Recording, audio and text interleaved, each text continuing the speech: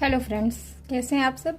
आशा करते हैं आपकी तैयारी बहुत अच्छी चल रही होगी। प्रीवियस क्लास में हमने रिलीजन की बात की थी, उसी के सीरीज में हम आगे बढ़ते हैं।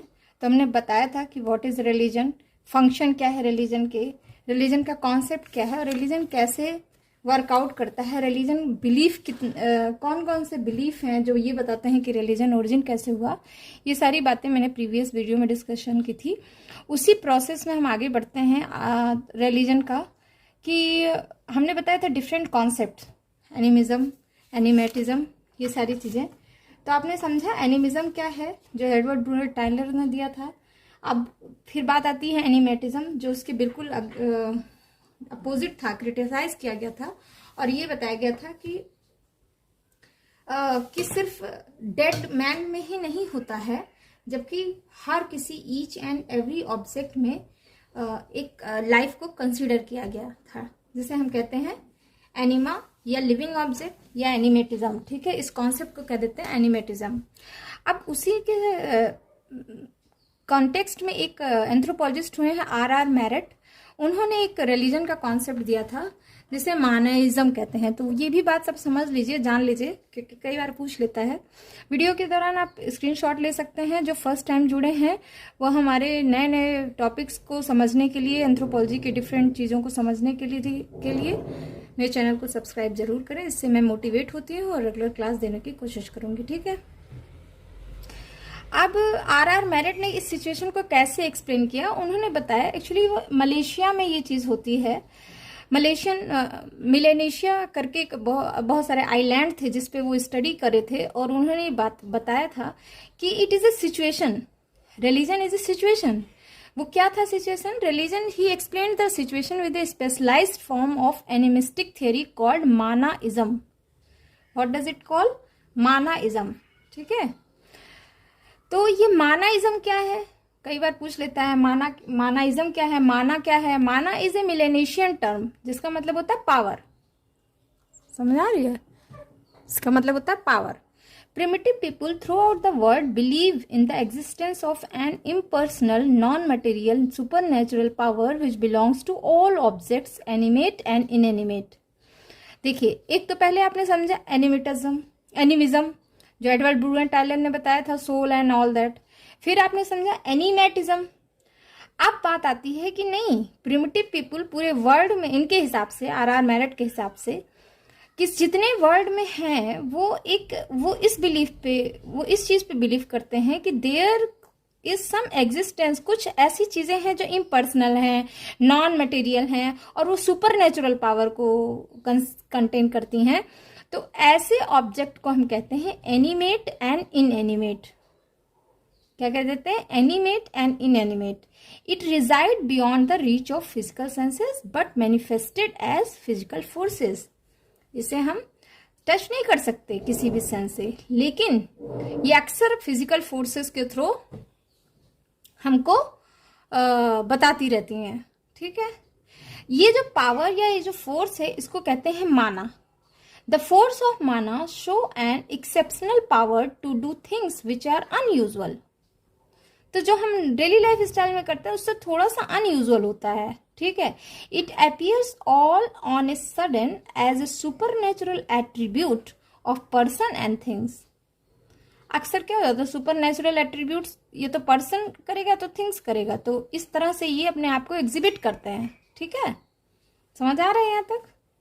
अब एक सोशियोलॉजिस्ट हुए हैं एम.जे. हर्स्कोविट, उन्होंने इसको माना को किस चीज से कंसीडर किया? इलेक्ट्रिसिटी से। जैसे बिजली होती है, दिखती तो है नहीं, लेकिन हम लाइट ऑन करते हैं, then switch on the light and all the appliances has working. तो यही बात इन्होंने कहा। तो ये भी आप लिखने के लिए जान लीजिए कि हर्स्कोविट ने कंपेयर किया माना को किससे? इलेक्ट्रिसिटी से। अच्छा, American Indian recognise power as orenda. American Indian, ये ट्राइबल है या प्रिमिटिव पीपल कह सकते हैं, इन्होंने पावर को क्या नाम दिया? ओरेंडा। ये अच्छा, कोई भी चीज आप लिखे ना तो एक एग्जाम्पल जरूर पुट ऑन कीजिए, इससे आपके आंसर को ऑथेंटिसिटी मिलती है और फुल मार्क्स मिलते हैं। ठीक है, तो बिना एग्जाम्पल के वो चीज समझ में नहीं आती। मतलब ये लगता है कि बस आपने लिख दिया है, कहाँ कैसे किस जगह ये किया गया था ये नहीं समझ में आता है। तो एग्जाम्पल मस्ट है, जहां तक हो सके एग्जाम्पल से अपनी बात को कहने की कोशिश कीजिए। यूरोक्विस इंडियंस जो होते हैं वो कॉल इट एज वैकोंडा, क्या कहलाते हैं, इस माना पावर को कहते हैं वकोंडा। संथाल, मुंडा, हो, ये इंडियन ट्राइब जो हैं, इन्होंने इसको कहा बोंगा, क्या बोला, Bonga, right. The power of mana is sometimes referred as fetish, ये भी कई बार पूछ लेता है फेटिज्म। तो आगे मैं जब रिलीजन और डिस्कशन किसी दिन आपको समझाऊंगी और डिटेल में, तो मैं आपको ये सारी बातें और अच्छे से बताऊंगी। अभी के लिए जान लीजिए कि समटाइम्स रिफर्ड एज फेटिस, कभी कभी इसे हम फेटिश के फॉर्म में रिफर कर देते हैं। अब फेटिस क्या है? Fetish is an object like stone, shell, necklace और a piece of carved stone which is believe to have power. समझ रहे हैं? जैसे कई बार होता है ना, समटाइम्स यू कम अक्रॉस की पीपल कि भाई ये अंगूठी पहन लो, ये माला पहन लो, it has power, it will cure you, it will relieve your pain, it will relieve by your stress, और ये सारा कुछ ये तुम्हें बहुत सारा पैसा दे देगा, ये तुम्हें बहुत सारे ये चीजें दे देगा। तो दैट इज अ बिलीफ। तो ये फेटिस क्या होता है? एक ऑब्जेक्ट है। तो वो जो अंगूठी, वो जो पहनने के लिए वो बाकी चीजें दी जाती हैं, दैट इज कॉल्ड फेटिस। ठीक है, इट हैज, ये बिलीव किया जाता है कि it has power capable of helping the possessor, कि जो इसको पहनता है, जो इसको धारण करता है, वो उसके अंदर एक पावर आ जाती है। The fetish is therefore adored, placated, insulated or ill treated according to its behavior, whether it's fulfill or does not fulfill its possessor wish। समझ आ गया? तो ये तो था रिलीजन के कॉन्सेप्ट्स। ठीक है, डिफरेंट टाइप्स के कॉन्सेप्ट्स आए। अब रिलीजन के कंपोनेंट क्या हैं? तो प्रिमिटिव रिलीजन की एंथ्रोपोलॉजी में क्या बात करते हैं? मोस्टली प्रिमिटिव चीजों की बात करते हैं, जो शुरुआत में थी या जो हमारे नेटिव्स बिलीव करते हैं। ठीक है, तो कंपोनेंट क्या है प्रिमिटिव रिलीजन के? तो यहाँ जो फर्स्ट पॉइंट मैंने लिखा है, all supernatural being can be both categorised into two broad group. First क्या है? Those are of non human origin, that is nature, god and spirit, and those are of human origin, that is departed soul like ancestral spirit and ghost.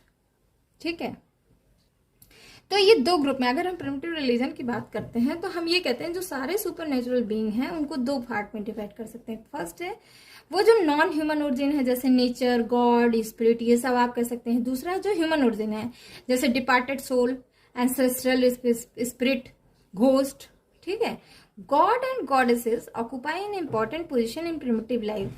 बोंदोज एक tribe है, recognise a goddess who gives rain When remain pleased, इनके हिसाब से कि एक goddess है, बेंदोज, जो rain है एक गॉडेस है, अगर उसको हम प्लीज किए रहते हैं तो हमेशा हमें रेन देती रहती है।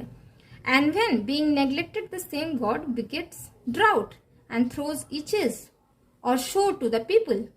ठीक है, अगर नेग्लेक्ट कर देंगे तो वो ड्राउट आ जाएगा। A large number of primitives in India worship sun as principal God.